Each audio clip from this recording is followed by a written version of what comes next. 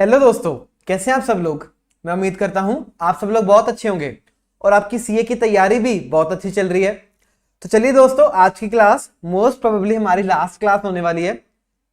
ऐसी last class नहीं, मेरे चैप्टर नंबर 9 की लास्ट क्लास है ना। ज्यादा मत सोचा करो दोस्तों, सारी जिंदगी पढ़ते रहेंगे, मैं पढ़ाता रहूंगा, काफी कुछ करेंगे हम लोग, है ना। अच्छा तो दोस्तों, लास्ट क्लास में हमने सीखा था कि एआर कैसे निकालते हैं, क्रेडिट पॉलिसी ऑप्टिमम वाली कैसे निकालते हैं, है ना। हमने नेट बेनिफिट्स निकाले, तो उसमें सबसे पहले सेल लिया, फिर ऑपरेटिंग कॉस्ट माइनस की, फाइनेंसिंग कॉस्ट माइनस की, है ना। पीबीटी आया, टैक्स माइनस करके पैट निकाला, फिर उस पैट में से अपॉर्चुनिटी कॉस्ट का इफेक्ट दिया। आफ्टर टैक्स दोस्तों हमारे पास नेट बेनिफिट्स आ रहा था, तो जिसमें नेट बेनिफिट ज्यादा हायर वाला, हम वो वाली क्रेडिट पॉलिसी चूज कर रहे थे, है ना। तो ये तो हुए कल की बात। आज हम दोस्तों पढ़ने जा रहे हैं फाइनेंसिंग ऑफ एआर, कि अगर आप बात कर रहे हो कि आपके अकाउंट रिसीवेबल्स हैं कुछ, है ना, अब उनको फाइनेंस कैसे करोगे, कहां से करोगे, क्या क्या आपके पास सोर्सेज अवेलेबल हैं फॉर डायरेक्ट फाइनेंसिंग। अच्छा दोस्तों देखना,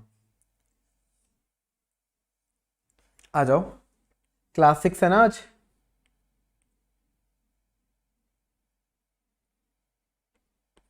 अच्छा, क्या पढ़ने जा रहे हैं हम लोग, फाइनेंसिंग ऑफ एआर। अच्छा दोस्तों, कैसे फाइनेंस करेंगे देखना, पहले आपकी ये बैलेंस शीट ऐसे होती है।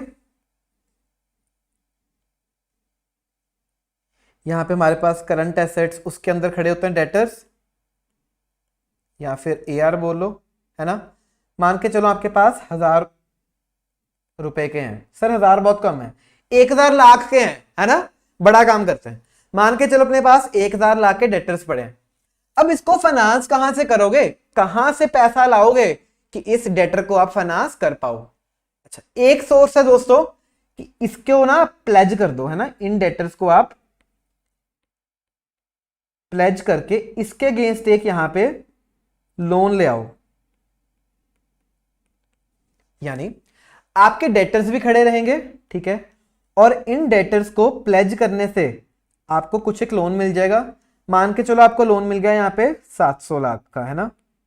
कुछ एक हेयर कट भी होगा 1000 के। अगर आप 1000 लाख की सिक्योरिटी दे रहे हो, प्लेज कर रहे हो, तो लोन 1000 थोड़ी मिल जाएगा। उनको लगेगा कि हो सकता है इसमें से कुछ बैड डेट हो जाए, कुछ एक पंगे वंगे भी हो सकते हैं, तो आपका कुछ हेयर कट करके, हेयर कट दोस्तों बालों का हेयर कट नहीं, वो देखिए आपने स्कैम 1992 हर्षद मेहता वाली, है ना, उसमें भी वो यूज करता है वर्ड हेयर कट।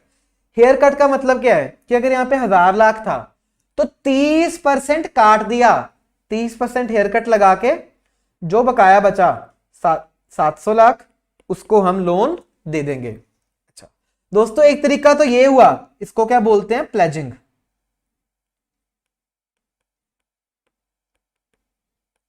प्लेजिंग में क्या होगा, आपके डेटर्स तो खड़े ही हैं, आपका एक नया लोन भी आ गया जिससे आप अपने डेटर्स को कुछ फाइनेंस कर सकते हो, है ना। तो ये तो आपको कलेक्ट करने पड़ेंगे और ये आपको ही लोन वापस करना पड़ेगा। सारी की सारी लायबिलिटी बेसिकली अपनी ही है, ठीक है। एक बार ये नोट करो, फिर आगे चलते हैं। कर लिया नोट, पॉज करके चाहिए तो नोट कर लेना। अच्छा दोस्तों, एक और चीज जो है, दूसरा मेथड, वो क्या है जो फेमस है और जिसके ऊपर हमें प्रैक्टिकल क्वेश्चंस भी आते हैं, और रिसेंटली मई 24 में भी फैक्टरिंग के ऊपर ही क्वेश्चन आया है। फैक्टरिंग क्या है, सर फैक्ट्री खोल देंगे नहीं नहीं, कोई फैक्ट्री नहीं खुल रही। देखना फैक्टरिंग क्या होती है, दोबारा से बैलेंस शीट बनाते हैं। हमारे पास यहाँ पे करंट एसेट्स में डेटर्स पड़े हैं, कितने के डेटर्स पड़े हैं, हमारे पास डेटर्स पड़े हैं यहाँ पे 1000 लाख के। अच्छा, तो ये तो ओरिजिनल ट्रांजेक्शन थी। अब दोस्तों क्या होगा, फैक्टरिंग में क्या करेंगे हम ना, एक फैक्टर फर्म होगी, ठीक है, मान के चलो कि यहाँ पे फर्म है, ठीक है, ये उनका बिल्डिंग है। सर कैसी बिल्डिंग है, चलो जैसी भी बिल्डिंग है, सर ये घर लग रहा है ना, जैसे हम छोटे होते पेंटिंग में बनाते थे, वॉट एवर इट इज, आप मान के चलो ये फैक्टरिंग वालों का ऑफिस है ना। आपको लगा कि डेटर्स हमारे बहुत ज्यादा हैं, आप ना भागते भागते गए इनके पास, आपने बोला हे फैक्टरिंग फर्म, आप एक काम करो, ये मेरे 1000 लाख के डेटर्स है ना, मुझे इसके अगेंस्ट पैसे दे दो।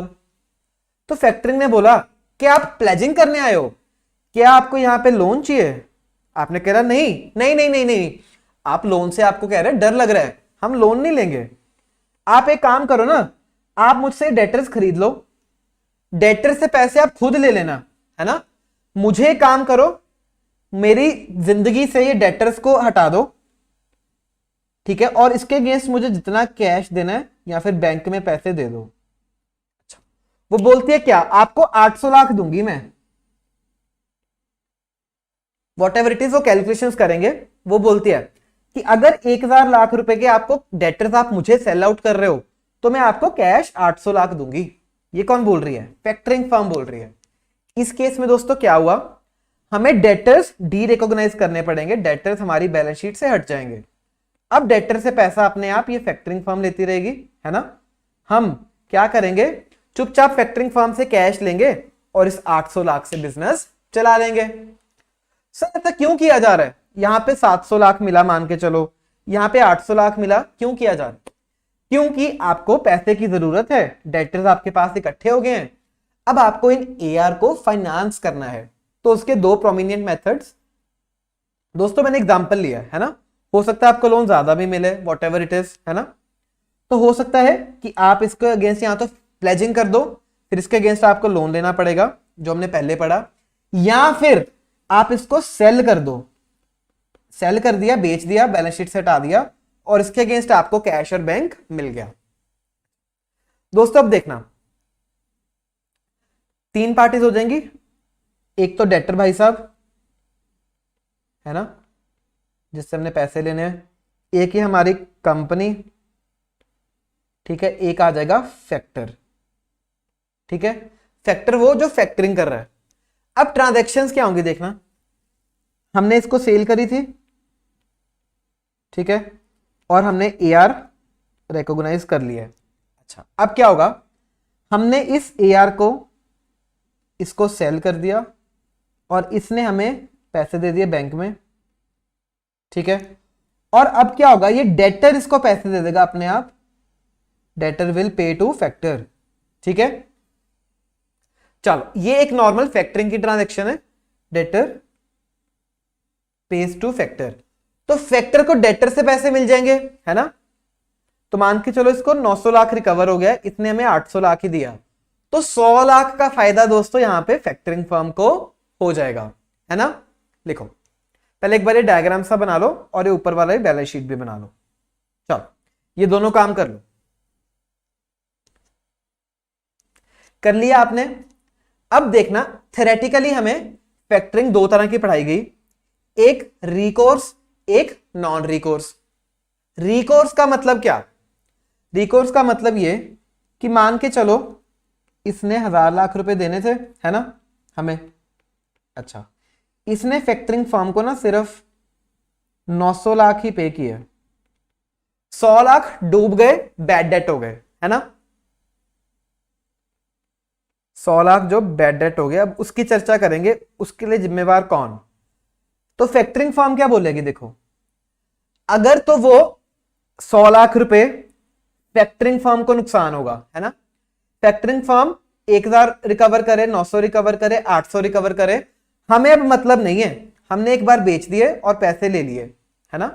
तो हमने क्या किया, यहां पे 1000 लाख के सेल किए और 800 लाख हमने रिकवर कर लिया बैंक से, फैक्टर ने दे दिया, ठीक है। सेल भी हमने यहाँ पे 1000 लाख की होगी और एआर भी अपने 1000 लाख के थे, है ना। यही ट्रांजैक्शन हुई थी। अच्छा, तो हमने जब एक बार बेच के 800 ले लिया, अब फैक्टरिंग फर्म को कितने भी पैसे रिकवर हो उससे हमें लेना देना नहीं है। तो बैड डेट के लॉसेस अगर तो फैक्टरिंग फर्म ने बियर किए, है ना, अगर बैड डेट के लॉसेस फैक्टर ने बियर किए तो ये क्या है, ये एक नॉन रिकोर्स है। रिकोर्स का मतलब कि ये फैक्टर दोबारा हमारे पास नहीं आ सकता बोलने के लिए कि भाई यहां से 1000 लेने थे, सिर्फ 900 ही मिले हैं, 100 लाख रुपए मुझे मिले ही नहीं, तो वो हमारे पास नहीं आ सकता। हम बोलेंगे चल भाग जा यहां से, है ना, तेको मैंने पैसे दे दिए, तूने मेरे से पहले 200 लाख रुपए कमा लिए हुए हैं, अब जितने तुझे मिलते हैं नहीं मिलते हैं ये तुम्हारी जिम्मेवारी है, हमें लेना देना नहीं है। तो ये है नॉन रिकोर्स बेसिस, ठीक है। बट अगर दोस्तों आपने ऐसी ट्रांजैक्शन की कि यहां पे कंपनी को बियर करना पड़ा, यानी अगर इसको सिर्फ 900 लाख इधर से रिकवर हुआ तो 100 लाख हमें इसको और देने पड़ेंगे ताकि इसको 1000 लाख ही रिकवर हो जाए। अगर ऐसी आपकी टर्म्स एंड कंडीशंस हैं तो इसको बोला जाता है रिकोर्स फैक्टरिंग।